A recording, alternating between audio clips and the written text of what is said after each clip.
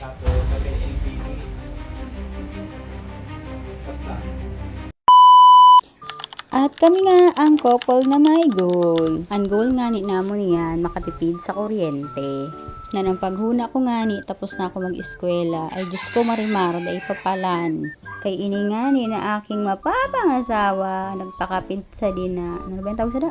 Off-grid solar setup. Yan, amo ito, basta. Amo na ito.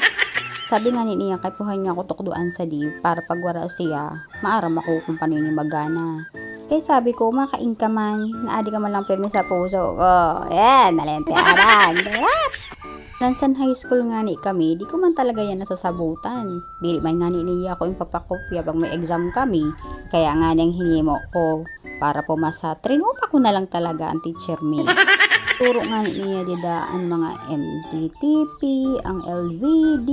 Hindi ko man ko talaga aram kung para sa iniyan. Ang gusto ko man lang kunta, isaksak din na ventilador kaya mainito na talaga.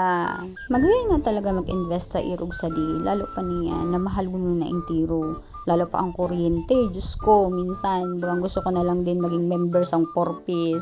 Kaya kung kaya man natin gamiton ang mga renewable resources natin, parehasan adlaw, ang bulan, ang langit, ang lupa, impyerno. Gamitin na natin para makatipid. Ang kagayunan nga din dito sa aking mapapangasawa ay talaga nag-invest siya dito sa balay, dito sa mga solar panel, solar lights, kaya pag brown out, okay lang kami didi kasi may liwanag pa din kami. Tinesting nga niya ako, nagbabati ako, kaya it's demo time.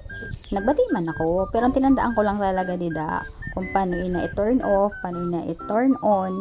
Ang malang talagang importante kung paano ko siya mapagana. Pag una ko nga ni, tapos na kami, ay Diyos ko, kay nagawa pa sing cellphone, makompute pa palan kami.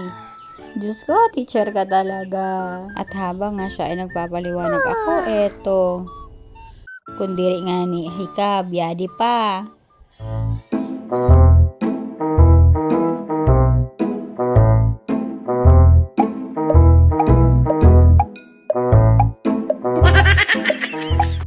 Makabaga.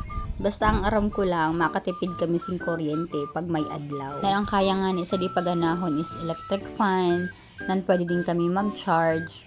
Basta magayon ang reception sa adlaw, hali sa taas. Dahil ang plano mi pa nga, magdagdag pa sing irog sa di na kaya naman paganahon ang iba pa ng mga di kuryente. Para sa ngayon sang ref, TV, nan iba pa. Jesus, paghuna mo grabe na appliances.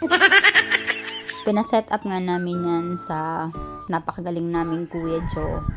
Medyo matagal nga lang yan nabuo dahil nga ang mga parts matagal din dumating.